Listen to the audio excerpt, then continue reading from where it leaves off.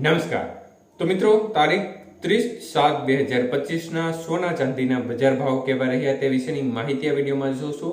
તો જે પણ મિત્રો નવા હોય તે ચેનલને સબસ્ક્રાઇબ કરી લેજો અને ફેસબુકના માધ્યમથી અમારી માહિતી જોયા હોય તો ફેસબુક પેજને ફોલો કરી લેજો.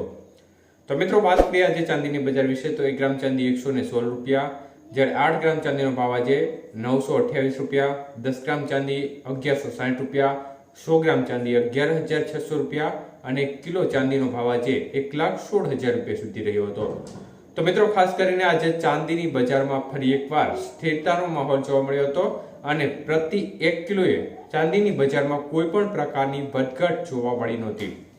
જ્યારે વાત કરીએ આજના 22 કે સોનાના ભાવ વિશે તો મિત્રો, 22 કે સોનાનો 1 ગ્રામનો ભાવ આજે 9,156 રૂપિયા, જ્યારે 8 ગ્રામ સોનું 73,240 રૂપિયા, 10 ગ્રામ સોનું 91,550 રૂપિયા, જ્યારે 100 ગ્રામ સોનાનો ભાવ આજે 9,15,500 રૂપિયા સુધી રહ્યો હતો. તો મિત્રો, આજે 22 કે સોનાના 100 ગ્રામના ભાવમાં ફરી એકવાર 1,900 રૂપિયાનો ઘટાડો જોવા મળ્યો હતો. જ્યારે વાત કરીએ 24 કે સોનાના ભાવ વિશે તો મિત્રો, 1 ગ્રામ સોનું આજે 9,987 રૂપિયા, જ્યારે 8 ગ્રામ સોનાનો ભાવ છે 79,896 રૂપિયા, 10 ગ્રામ સોનું 99,870 રૂપિયા અને 100 ગ્રામ સોનાનો ભાવ છે 9,98,700 રૂપિયા સુધીની બજાર જોવા મળી હતી.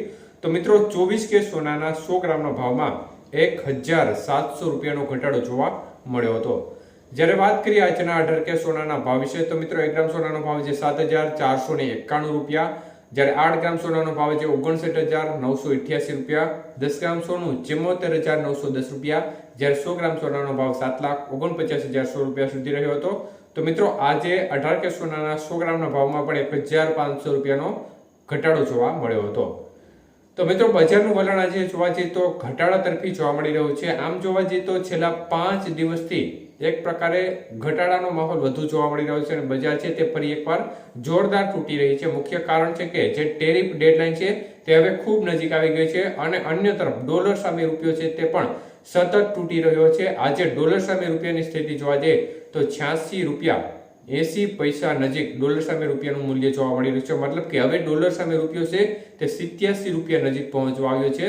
તો સતત રૂપિયાનું ધોવાણ થઈ રહ્યું છે. અન્ય તરફ ટેરિફની ડેડલાઇન બાબતે ડોનાલ્ડ ટ્રમ્પે ચોખ્ખી વાત કરી દીધી છે કે હવે કોઈ પણ પ્રકારની મુદત આપવામાં નહીં આવે. 1 ઓગસ્ટના રોજ જે તેમણે ટેરિફ રેટ લગાડ્યા છે તે લાગુ કરી દેવામાં આવશે.